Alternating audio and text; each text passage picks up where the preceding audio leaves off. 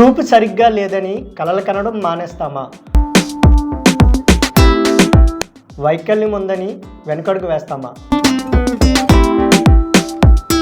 తలబడాలి, నిలబడాలి, గెలిచి చూపించాలి.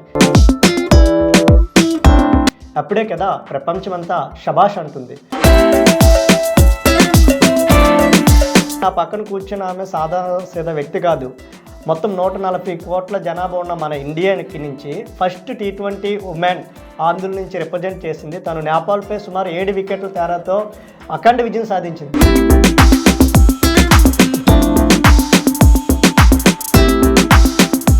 కుమారి, నువ్వు చెప్పమ్మా, ఎవరు మీకు కోచింగ్ ఇచ్చిన పీటీ మేడం పేరు గుర్తుందా? గుర్తుంది సార్. ఎవరమ్మా? ఎం సత్యవతి. ఇప్పుడు మాకంటే చూపు కనిపిస్తుంది కాబట్టి మా ముందు నుంచి బాల్ వస్తుంది, మేము కొడతాం బ్యాట్తో. మీకు చూపు కనిపించదు కదా, మరి ఆ బాల్ ఎలా కొట్టేదాన్ని నువ్వు?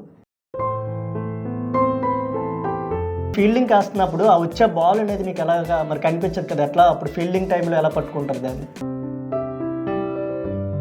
ఏ స్కూల్లో అయితే చదువుకున్నావో అక్కడ పిల్లలందరూ చులకనగా చూశారంటూ ఇంటికి వచ్చి నువ్వు బాధపడ్డావు కదా. ఈరోజు ఇండియా లెవెల్లో అంటే దేశ ప్రధాని నువ్వు కలిసావు, సీఎం గారిని కలిసావు, పవన్ కళ్యాణ్ గారిని కలిసావు. ఈరోజు అందరూ నీతో ఫోటోల కోసం, సెల్ఫీల కోసం వస్తున్నారు. మీ ఇంటికి మీడియా మొత్తం క్యూ కట్టింది కదా. ఇప్పుడు నీకు ఏమనిపిస్తుంది అసలు? సార్, మాకు ఉండడానికి వెళ్ళలేదు సార్. ఈరోజు కూల్ చేస్తే రేపు తినడానికి లేదని చెప్పాను సార్. మీ నాన్నగారు అయ్యో ఇలాంటి అమ్మాయి పుట్టిందని నేను బాధపడ్డాను, కానీ ఈరోజు నేను గర్వపడుతున్నానని ఆయన ఇంటర్వ్యూలో చెప్పారు కదా. నీకు ఏమనిపిస్తుంది? ఏం చెప్పు? ఈ అమ్మాయితో చాలా ఇబ్బందులు పడ్డారని మీరు చెప్తున్నారు కదా. కనీసం పక్కింటి వాళ్ళు కూడా మిమ్మల్ని పిలిచే పరిస్థితి లేదు మొన్నటి వరకు.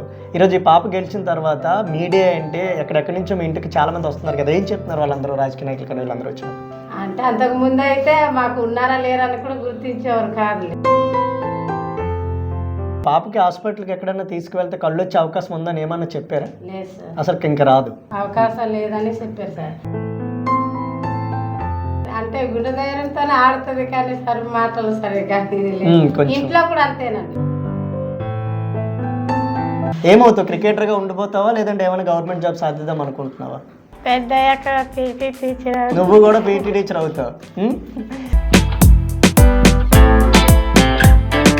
కాదు. పాపని ఢిల్లీ పంపడానికి ఒప్పుకొని ఉన్నారంట. మరి పాప పట్టుదలతో ఢిల్లీ వెళ్ళి అక్కడి నుంచి శ్రీలంక వెళ్ళి కప్పు తెచ్చింది కదా, ఎలా అనిపిస్తుంది?